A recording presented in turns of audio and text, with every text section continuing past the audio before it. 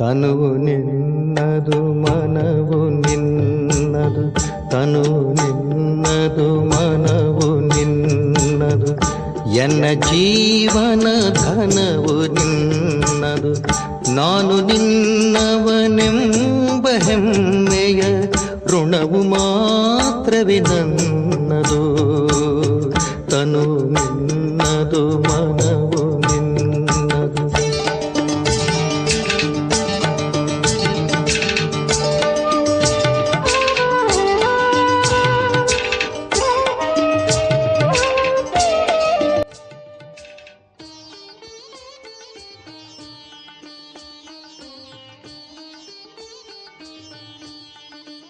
ಓಂ Shanti. Good morning. Murali ದಿನಾಂಕ 27 March 2024. ಶಿವತಂದೆಯ ನೆನಪಿದೆಯಾ? ಮುರಳಿಯ ಸಾರ: ಮಧುರ ಮಕ್ಕಳೇ, ಸತ್ಯವನ್ನು ತಿಳಿಸುವವರು ಒಬ್ಬ ತಂದೆಯಾಗಿದ್ದಾರೆ. ಆದ್ದರಿಂದ ತಂದೆಯಿಂದಲೇ ಕೇಳಿ, ಮನುಷ್ಯರಿಂದಲ್ಲ. ಒಬ್ಬ ತಂದೆಯಿಂದ ಕೇಳುವವರೇ ಜ್ಞಾನಿಗಳು.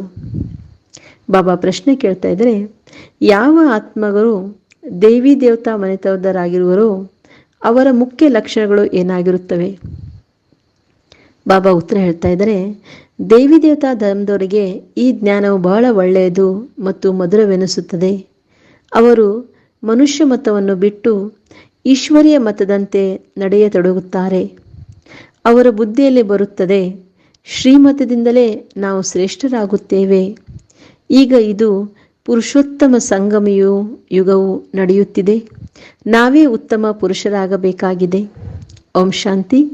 ಮಧುರಾತಿ ಮಧುರ ಆತ್ಮಿಕ ಮಕ್ಕಳೇ, ಆತ್ಮ ಅಭಿಮಾನಿಗಳಾಗಿ ದೇಹದ ಅಭಿಮಾನವನ್ನು ಬಿಟ್ಟು ತನ್ನನ್ನು ಆತ್ಮ ಎಂದು ತಿಳಿಯಿರಿ. ಇದು ಸಹ ನಿಮಗೆ ಗೊತ್ತಿದೆ, ಪರಮಾತ್ಮ ಒಬ್ಬರೇ ಇದ್ದಾರೆ. ಬ್ರಹ್ಮನಿಗೆ ಪರಮಾತ್ಮನೆಂದು ಹೇಳಲಾಗುವುದಿಲ್ಲ. ಬ್ರಹ್ಮನ 84 ಜನ್ಮಗಳ ಕಥೆಯೂ ನಿಮಗೆ ಗೊತ್ತಿದೆ. ಇದು ಅವರ ಅಂತಿಮ ಜನ್ಮವಾಗಿದೆ. ನಾನು ಇವರಲ್ಲಿಯೇ ಬರಬೇಕಾಗುತ್ತದೆ. ಇವರೇ ಪೂರ್ಣ 84 ಜನ್ಮಗಳನ್ನು ತೆಗೆದುಕೊಂಡಿದ್ದಾರೆ. ಇವರಿಗೆ ತಿಳಿಸುತ್ತೇನೆ, ತಾವು 84 ಜನ್ಮ ತೆಗೆದುಕೊಂಡಿಲ್ಲ, ನಾನೇ ತಿಳಿಸುತ್ತೇನೆ. ಬಾಬಾ ತಿಳಿಸ್ಕೊಡ್ತಾ ಇದ್ದಾರೆ, ಮೊದಲು ಈ ದೇವಿ ದೇವತೆಗಳಾಗಿದ್ದರೆ ಈಗ ಪುನಃ ದೇವಿ ದೇವತೆಗಳಾಗುವಂಥ ಪುರುಷಾರ್ಥ ಮಾಡಬೇಕಾಗಿದೆ. ಪುನರ್ಜನ್ಮವು ಮೊದಲ ಜನ್ಮದಲ್ಲೇ ಪ್ರಾರಂಭವಾಗುತ್ತದೆ. ಆದ್ದರಿಂದ ತಂದೆ ತಿಳಿಸುತ್ತಾರೆ, ನಾನು ನಿಮಗೆ ಏನನ್ನು ತಿಳಿಸುತ್ತೇನೆಯೋ ಅದು ಸತ್ಯವಾಗಿದೆ. ಉಳಿದಂತೆ ನೀವು ಏನೆಲ್ಲವನ್ನು ಕೇಳಿದ್ದೀರಿ ಅದು ಅಸತ್ಯವಾಗಿದೆ. ನನ್ನನ್ನೇ ಸತ್ಯವೆಂದು ಹೇಳುತ್ತಾರೆ. ಸಚ್ ತೋ ಬಿಟೋ ನಚ್ ಎಂದು ಹೇಳುತ್ತಾರೆ. ಅರ್ಥಾತ್ ಸತ್ಯವಾಗಿದ್ದರೆ ಖುಷಿಯಲ್ಲಿ ನರ್ತನ ಮಾಡಿ ಎಂದು ಹೇಳುತ್ತಾರೆ. ಇದು ಜ್ಞಾನದ ನರ್ತನವಾಗಿದೆ. ಅವರು ಕೃಷ್ಣನಿಗೆ ಮುರಳಿಯನ್ನು ನುಡಿಸಿದರು, ನರ್ತನ ಮಾಡಿದನೆಂದು ತೋರಿಸುತ್ತಾರೆ. ವಾಸ್ತವದಲ್ಲಿ ಕೃಷ್ಣನು ಸತ್ಯಖಂಡದ ಮಾಲೀಕನಾಗಿದ್ದಾನೆ.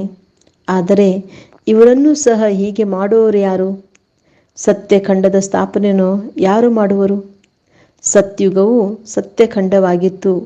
ಇದು ಅಸತ್ಯಖಂಡವಾಗಿದೆ. ಯಾವಾಗ ಈ ಲಕ್ಷ್ಮೀನಾರಾಯಣ ರಾಜ್ಯವಿತ್ತೋ ಆಗ ಭಾರತವು ಸತ್ಯಖಂಡವಾಗಿತ್ತು. ಮತ್ಯಾವುದೇ ಖಂಡವಿರಲಿಲ್ಲ. ಸ್ವರ್ಗವೆಲ್ಲಿದೆ ಎಂಬುದನ್ನು ಮನುಷ್ಯರು ತಿಳಿದಿಲ್ಲ. ಆದ್ದರಿಂದ ಯಾರಾದರೂ ಮರಣ ಹೊಂದಿದರೆ ಸ್ವರ್ಗವಾಸಿಗಳಾದರೆಂದು ಹೇಳುತ್ತಾರೆ. ತಂದೆಯು ತಿಳಿಸುತ್ತಾರೆ, ನೀವು ತಲೆ ಕೆಳಗಾಗಿ ನಿಂತಿದ್ದೀರಿ, ಮಾಯೆಗೆ ಅಧೀನರಾಗಿ ಬಿಟ್ಟಿದ್ದೀರಿ. ನಿಮ್ಮನ್ನು ತಂದೆಯು ಬಂದು ಸರಿಪಡಿಸುತ್ತಾರೆ. ನಿಮಗೆ ಗೊತ್ತಿದೆ, ಭಕ್ತರಿಗೆ ಭಕ್ತಿಯ ಫಲವನ್ನು ಕೊಡುವವನು ಭಗವಂತನಾಗಿದ್ದಾನೆ. ಈ ಸಮಯದಲ್ಲಿ ಎಲ್ಲರೂ ಭಕ್ತಿಯಲ್ಲಿದ್ದಾರೆ. ಶಾಸ್ತ್ರ ಮೊದಲಾದವುಗಳನ್ನು ಭಕ್ತಿ ಮಾರ್ಗವಾಗಿದೆ. ಈ ಗೀತೆಯನ್ನು ಹಾಡುವುದು ಸಹ ಭಕ್ತಿ ಮಾರ್ಗವಾಗಿದೆ. ಜ್ಞಾನ ಮಾರ್ಗದಲ್ಲಿ ಭಜನೆ ಇರುವುದಿಲ್ಲ. ಏಕೆಂದರೆ ನಿಮಗೂ ಸಹ ತಿಳಿದಿದೆ, ನಾವೀಗ ಶಬ್ದದಿಂದ ದೂರ ಹೋಗಬೇಕಾಗಿದೆ, ಹಿಂತಿರುಗಿ ಹೋಗಬೇಕಾಗಿದೆ. ತಂದೆಯು ತಿಳಿಸುತ್ತಾರೆ, ಮಧುರ ಮಕ್ಕಳೇ, ಬಾಯಿಯಿಂದ ಹೇ ಭಗವಂತನೇ ಎಂದೂ ಸಹ ಹೇಳಬಾರದಾಗಿದೆ. ಇದು ಭಕ್ತಿ ಮಾರ್ಗದ ಶಬ್ದವಾಗಿದೆ. ಕಲಿಯುಗದ ಅಂತ್ಯದವರೆಗೂ ಸಹ ಭಕ್ತಿ ಮಾರ್ಗ ನಡೆಯುತ್ತದೆ. ಇದು ಪುರುಷೋತ್ತಮ ಸಂಗಮಯುಗವಾಗಿದೆ. ಈ ಸಮಯದಲ್ಲಿ ತಂದೆಯು ಬಂದು ಜ್ಞಾನದಿಂದ ನಿಮ್ಮನ್ನು ಉತ್ತಮ ಪುರುಷರನ್ನಾಗಿ ಮಾಡುತ್ತಾರೆ. ನೀವು ಈಶ್ವರ್ಯ ಮತದಂತೆ ನಡೆಯಿರಿ. ಈಶ್ವರನು ಏನನ್ನು ತಿಳಿಸುತ್ತಾರೆಯೋ ಅದು ಸತ್ಯವಾಗಿದೆ. ತಂದೆಯು ಮನುಷ್ಯನ ತನುವಿನಲ್ಲಿ ಬಂದು ತಿಳಿಸಿಕೊಡುತ್ತಾರೆ, ಮಕ್ಕಳೇ, ನೀವು ಎಷ್ಟೊಂದು ಬುದ್ಧಿವಂತರಾಗಿದ್ದೀರಿ. ಈಗ ನೋಡಿ ಎಷ್ಟು ಬುದ್ಧಿಹೀನರಾಗಿದ್ದೀರಿ. ನೀವೇ ಸತ್ಯುಗದಲ್ಲಿದ್ದೀರಿ, ಈಗ ಕಲಿಯುಗದಲ್ಲಿ ಬಂದಿದ್ದೀರಿ. ಯಾರು ಇಲ್ಲಿಯವರಾಗಿರುವರೋ ಅವರಿಗೆ ಈ ಜ್ಞಾನವು ಬಹಳ ಇಷ್ಟವಾಗುತ್ತದೆ ಮತ್ತು ಮಧುರವೆನಿಸುತ್ತದೆ. ಈ ಬ್ರಹ್ಮ ತಂದೆಯೂ ಸಹ ಗೀತೆಯನ್ನು ಓದುತ್ತಿದ್ದರು. ತಂದೆಯು ಸಿಕ್ಕಿರೋದ್ರಿಂದ ಎಲ್ಲವನ್ನೂ ಬಿಟ್ಟರು. ಅನೇಕ ಗುರುಗಳನ್ನು ಮಾಡಿಕೊಂಡಿದ್ದರು. ಇವರೆಲ್ಲರೂ ಸಹ ಭಕ್ತಿ ಮಾರ್ಗದ ಗುರುಗಳೆಂದು. ಜ್ಞಾನ ಮಾರ್ಗದ ಗುರು ನಾನೊಬ್ಬನೇ ಆಗಿದ್ದೇನೆ. ಯಾವಾಗ ನನ್ನಿಂದ ಜ್ಞಾನವನ್ನು ಕೇಳುವರೋ ಆಗ ಅವರಿಗೆ ಜ್ಞಾನಿಗಳೆಂದು ಹೇಳಬಹುದು. ಉಳಿದೆಲ್ಲರೂ ಸಹ ಭಕ್ತರಾಗಿದ್ದಾರೆ. ಶ್ರೀಮತವೇ ಶ್ರೇಷ್ಠ, ಉಳಿದೆಲ್ಲವೂ ಮನುಷ್ಯ ಮತಗಳಾಗಿವೆ. ಇದು ಈಶ್ವರ್ಯ ಮತವಾಗಿದೆ, ಅದು ರಾವಣನ ಮತ, ಇದು ಭಗವಂತನ ಮತವಾಗಿದೆ. ಭಗವಾನು ವಾಚ, ನೀವು ಎಷ್ಟೊಂದು ಮಹಾನ್ ಭಾಗ್ಯಶಾಲಿಯಾಗಿದ್ದೀರಿ. ಆದ್ದರಿಂದ ಈಗ ನಿಮ್ಮದು ವಜ್ರ ಸಮಾನ ಜನ್ಮವಾಗಿದೆ. ಉಂಗುರದಲ್ಲಿಯೂ ಸಹ ನಡುವೆ ವಜ್ರವನ್ನು ಪೋಣಿಸುತ್ತಾರೆ. ಮಾಲೆಯಲ್ಲೂ ಸಹ ಮೇಲೆ ಹೂವಿರುತ್ತದೆ, ನಂತರ ದೊಡ್ಡ ಮಣಿ ಇರುತ್ತದೆ. ಇವರ ಹೆಸರಾಗಿದೆ ಆದಿದೇವ, ಆದಿದೇವಿ. ಆದಿದೇವ ಮತ್ತು ಆದಿದೇವಿ ಸಂಗಮಯುಗದವರಾಗಿದ್ದಾರೆ. ಸಂಗಮಯುಗವೇ ಎಲ್ಲಕ್ಕಿಂತ ಉತ್ತಮವಾಗಿದೆ. ಈಗಲೇ ಈ ರಾಜ್ಯದ ಸ್ಥಾಪನೆಯಾಗುತ್ತಿದೆ. ಆದ್ದರಿಂದ ಮಕ್ಕಳು ಇಲ್ಲಿಯೇ 16 ಕಾಲ ಸಂಪೂರ್ಣರಾಗಬೇಕು. ತಂದೆಯು ಹಳೆಯ ಪ್ರಪಂಚವನ್ನು ಹೊಸದನ್ನಾಗಿ ಮಾಡಲು ಬರುತ್ತಾರೆ. ಈ ಪ್ರಪಂಚದ ಕಾಲಾವಧಿಯನ್ನು ಸಹ ತಾವು ಮಕ್ಕಳ ವಿನಃ ಮತ್ಯಾರೂ ತಿಳಿದುಕೊಂಡಿಲ್ಲ. ಲಕ್ಷಾಂತರ ವರ್ಷಗಳೆಂದು ಹೇಳುತ್ತಾರೆ. ಇವೆಲ್ಲವೂ ಸಹ ಸುಳ್ಳು ಮಾತುಗಳಾಗಿವೆ. ಸುಳ್ಳು ಮಾಯೆ, ಸುಳ್ಳು ಶರೀರ ಎಂದು ಹೇಳಲಾಗುತ್ತದೆ. ಸತ್ಯವಾದುದು ಹೊಸ ಪ್ರಪಂಚವಾಗಿದೆ. ಇದು ಅಸತ್ಯ ಖಂಡವಾಗಿದೆ. ಮತ್ತೆ ಈ ಅಸತ್ಯ ಖಂಡವನ್ನು ಸತ್ಯಖಂಡವನ್ನಾಗಿ ಮಾಡುವುದು ತಂದೆಯ ಕರ್ತವ್ಯ ಆಗಿದೆ. ಅಂದಾಗ ತಂದೆಯು ತಿಳಿಸುತ್ತಾರೆ, ಭಕ್ತಿ ಮಾರ್ಗದಲ್ಲಿ ಏನೆಲ್ಲವನ್ನು ಓದಿದ್ದೀರೋ ಅದೆಲ್ಲವನ್ನು ಮರೆಯಿರಿ. ನಿಮ್ಮದು ಬೇಹದ್ದಿನ ವೈರಾಗ್ಯವಾಗಿದೆ. ಸನ್ಯಾಸಿಗಳಂತೂ ಕೇವಲ ಮನೆ ಮಠವನ್ನು ಬಿಟ್ಟು ಮತ್ತೆ ಇದೇ ಪ್ರಪಂಚದಲ್ಲಿ ಕಾಡಿಗೆ ಹೊರಟು ಹೋಗುತ್ತಾರೆ.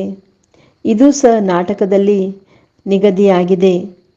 ಏಕೆ ಎನ್ನುವ ಶಬ್ದವೇ ಉದ್ಭವಿಸುವುದಿಲ್ಲ, ಏಕೆಂದರೆ ಇದು ಮಾಡಲ್ಪಟ್ಟಂತಹ ನಾಟಕವಾಗಿದೆ. ಹೀಗೆ ಆಗುತ್ತದೆ ಎಂದು ತಂದೆಯು ತಾವು ಮಕ್ಕಳಿಗೆ ತಿಳಿಸುತ್ತಾರೆ. ಅನ್ಯ ಧರ್ಮದವರು ಸ್ವರ್ಗದಲ್ಲಿ ಬರುವುದಿಲ್ಲ.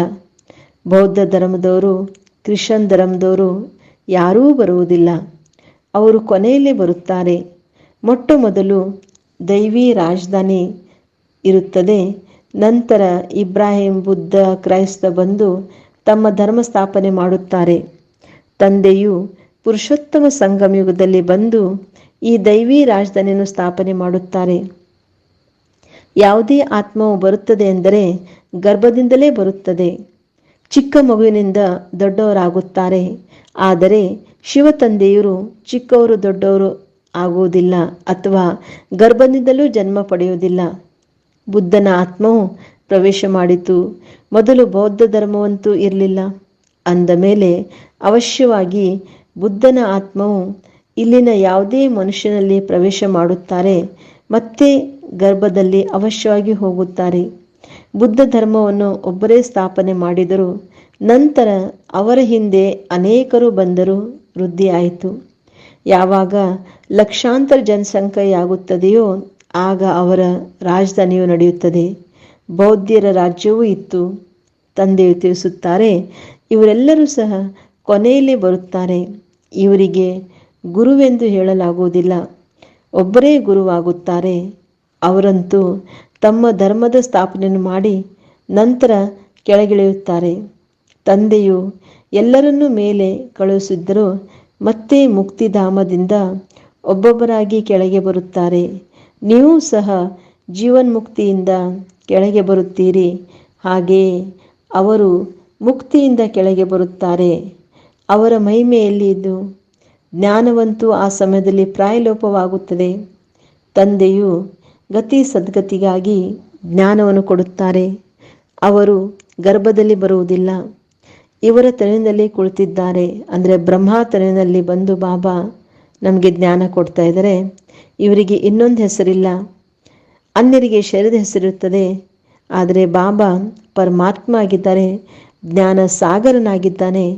ಈ ಜ್ಞಾನವು ಮೊದಲು ಆದಿ ಸನಾತನ ದೇವಿತಾ ಧರ್ಮದ ಆತ್ಮಗಳಿಗೆ ಸಿಗುತ್ತದೆ. ಏಕೆಂದರೆ ಅವರಿಗೆ ಭಕ್ತಿಯ ಫಲ ಸಿಗಬೇಕಾಗಿದೆ. ಭಕ್ತಿಯನ್ನು ನೀವೇ ಪ್ರಾರಂಭಿಸುತ್ತೀರಿ, ನಿಮಗೆ ಫಲ ಕೊಡುತ್ತೇನೆ. ಉಳಿದವರೆಲ್ಲರೂ ಸಹ ಬೈಪ್ಲಾಟ್ಸ್ ಆಗಿದೆ. ಅವರು 84 ಜನ್ಮಗಳನ್ನೂ ತೆಗೆದುಕೊಳ್ಳುವುದಿಲ್ಲ. ತಂದೆ ತಿಳಿಸುತ್ತಾರೆ, ನೀವೀಗ ಆತ್ಮಾಭಿಮಾನಿಗಳಾಗಿ ಸತ್ಯುಗದಲ್ಲೂ ಸಹ ತಿಳಿಸುತ್ತಾರೆ, ಒಂದು ಶರೀರ ಬಿಟ್ಟು ಇನ್ನೊಂದು ಶರೀರವನ್ನು ತೆಗೆದುಕೊಳ್ಳುತ್ತೇವೆಂದು. ಅಲ್ಲಿ ದುಃಖದ ಮಾತಿರುವುದಿಲ್ಲ, ವಿಕಾರದ ಮಾತಿರುವುದಿಲ್ಲ. ವಿಕಾರಗಳು ರಾವಣ ರಾಜ್ಯದಲ್ಲಿ ಇರುತ್ತವೆ. ಸತ್ಯುಗವು ನಿರ್ವಿಕಾರಿ ಪ್ರಪಂಚವಾಗಿದೆ. ನೀವು ತಿಳಿಸಿದರೂ ಅವರು ಸಹ ಒಪ್ಪುವುದೇ ಇಲ್ಲ. ಕಲ್ಪದ ಹಿಂದಿನ ತರಹ ಯಾರು ಒಪ್ಪುತ್ತಾರೆಯೋ ಅವರೇ ಪದವಿಯನ್ನು ಪಡೆಯುತ್ತಾರೆ. ಯಾರು ಒಪ್ಪುವುದಿಲ್ಲವೋ ಅವರು ಪಡೆಯುವುದಿಲ್ಲ. ಸತ್ಯುಗದಲ್ಲಿ ಎಲ್ಲರೂ ಪವಿತ್ರ ಸುಖ ಶಾಂತಿಯಲ್ಲಿರುತ್ತಾರೆ. ಎಲ್ಲರ ಮನೋಕಾಮನೆಗಳು 21 ಜನ್ಮಗಳಿಗಾಗಿ ಈಡೇರುತ್ತವೆ. ಸತ್ಯುಗದಲ್ಲಿ ಯಾವುದೇ ಕಾಮನೆ ಇರುವುದಿಲ್ಲ. ದವಸ ಧಾನ್ಯ ಎಲ್ಲವೂ ಅಪಾರವಾಗಿ ಸಿಕ್ಕಿಬಿಡುತ್ತದೆ. ಈ ಬಾಂಬೆಯು ಮೊದಲು ಇರಲಿಲ್ಲ. ದೇವತೆಗಳು ಉಪ್ಪಿನ ಜಮೀನಿನಲ್ಲಿ ಇರುವುದಿಲ್ಲ. ಎಲ್ಲಿ ಸಿಹಿ ನೀರಿನ ನದಿಗಳಿದ್ದವೋ ಅಲ್ಲಿದ್ದರು. ಕೆಲವರೇ ಮನುಷ್ಯರಿದ್ದರು. ಒಬ್ಬೊಬ್ಬರಿಗೆ ಬಹಳಷ್ಟು ಜಮೀನಿರುತ್ತದೆ.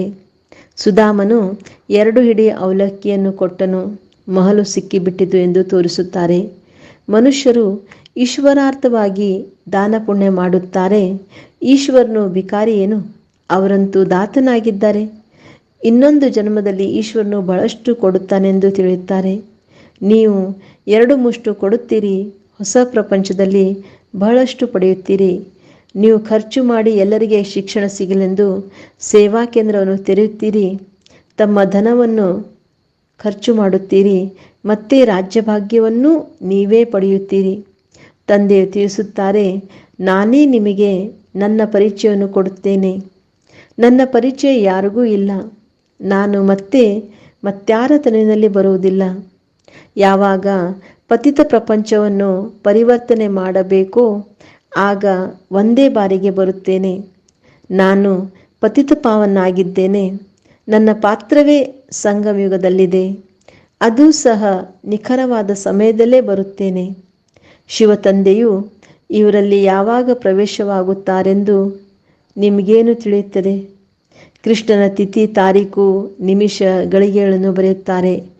ಆದರೆ ಇವರಿಗೆ ಯಾವುದೇ ನಿಮಿಷ ಗಳಿಗೆಯನ್ನು ಸೂಚಿಸಲು ಸಾಧ್ಯವಿಲ್ಲ. ಈ ಬ್ರಹ್ಮಾರವರಿಗೂ ಸಹ ಗೊತ್ತಿರಲಿಲ್ಲ. ಯಾವಾಗ ತಂದೆಯು ಇವರಲ್ಲಿ ಬಂದು ಜ್ಞಾನವನ್ನು ತಿಳಿಸಿದರು ಆಗ ತಿಳಿಯಿತು. ಆಕರ್ಷಣೆಯಾಗುತ್ತದೆ. ಇವರ ಅಂದರೆ ಬ್ರಹ್ಮ ಬಾಬಾರವರ ಆತ್ಮದಲ್ಲಂತೂ ತುಕ್ಕು ಹಿಡಿದಿತ್ತು. ಯಾವಾಗ ಪರಂಪಿತ ಪರಮಾತ್ಮನು ಇವರಲ್ಲಿ ಪ್ರವೇಶ ಮಾಡಿದರೋ ಆಗ ನಿಮಗೆ ಆಕರ್ಷಣೆಯಾಯಿತು. ನೀವು ಓಡಿ ಬಂದಿರಿ. ನೀವು ಯಾವುದೇ ಚಿಂತೆ ಮಾಡಲಿಲ್ಲ. ತಂದೆಯು ತಿಳಿಸುತ್ತಾರೆ, ನಾನಂತೂ ಸಂಪೂರ್ಣ ಪವಿತ್ರನಾಗಿದ್ದೇನೆ. ನೀವಾತ್ಮರಲ್ಲಿ ಹಿಡಿದಿರುವ ತುಕ್ಕು ಹೇಗೆ ಹೋಗುವುದು? ನಾಟಕದಲ್ಲಿ ಎಲ್ಲ ಆತ್ಮಗಳಿಗೆ ತಮ್ಮ ತಮ್ಮ ಪಾತ್ರವು ಸಿಕ್ಕಿದೆ. ಇದು ಬಹಳ ಗುಹ್ಯವಾದ ಮಾತುಗಳಾಗಿದೆ.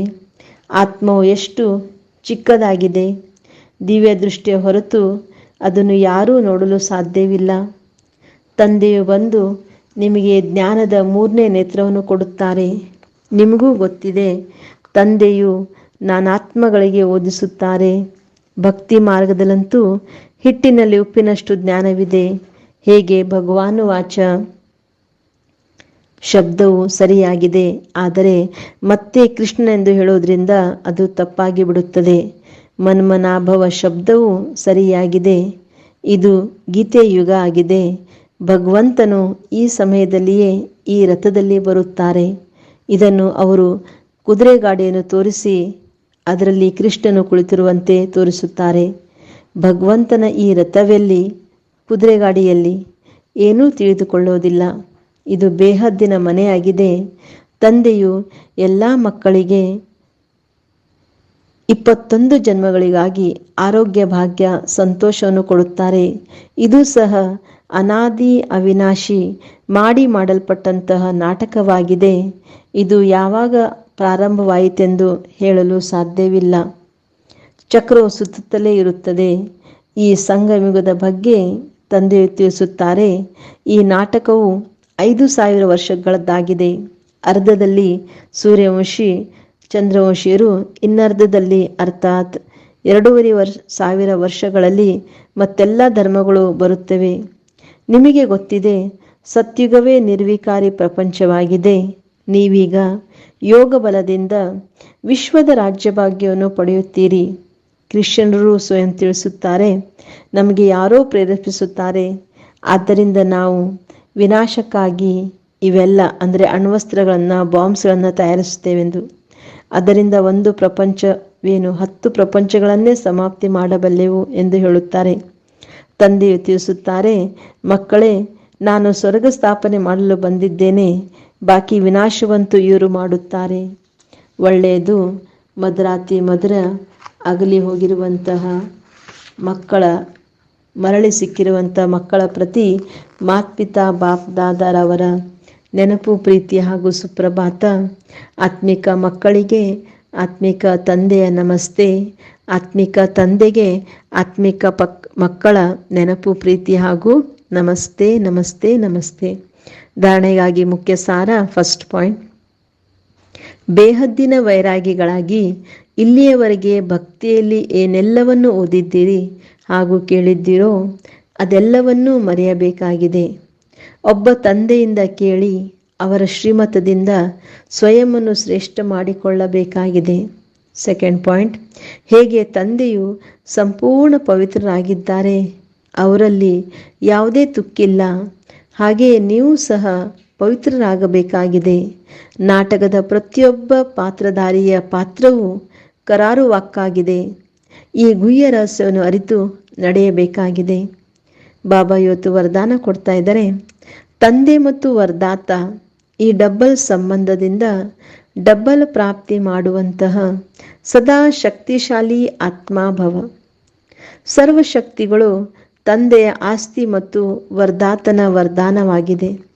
ತಂದೆ ಮತ್ತು ವರದಾತ ಈ ಡಬಲ್ ಸಂಬಂಧದಿಂದ ಪ್ರತಿಯೊಂದು ಮಗುವಿಗೆ ಈ ಶ್ರೇಷ್ಠ ಪ್ರಾಪ್ತಿ ಜನ್ಮದಿಂದಲೇ ಆಗಿರೋದು.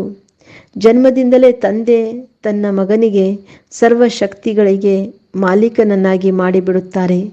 ಜೊತೆಗೆ ವರದಾತನ ಸಂಬಂಧದಿಂದ ಜನ್ಮ ಪಡೆದೊಡನೆ ಮಾಸ್ಟರ್ ಸರ್ವಶಕ್ತಿವಾನ್ ಮಾಡಿದರು. ಸರ್ವಶಕ್ತಿ ಭವ ಎನ್ನುವ ವರದಾನವನ್ನು ಕೊಟ್ಟು ಬಿಡುತ್ತಾರೆ. ಆದ್ದರಿಂದ ಒಬ್ಬರಿಂದ ಡಬಲ್ ಅಧಿಕಾರಿ ಸಿಗುವುದರಿಂದ ಸದಾ ಶಕ್ತಿಶಾಲಿಯಾಗಿ ಬಿಡುವಿರಿ.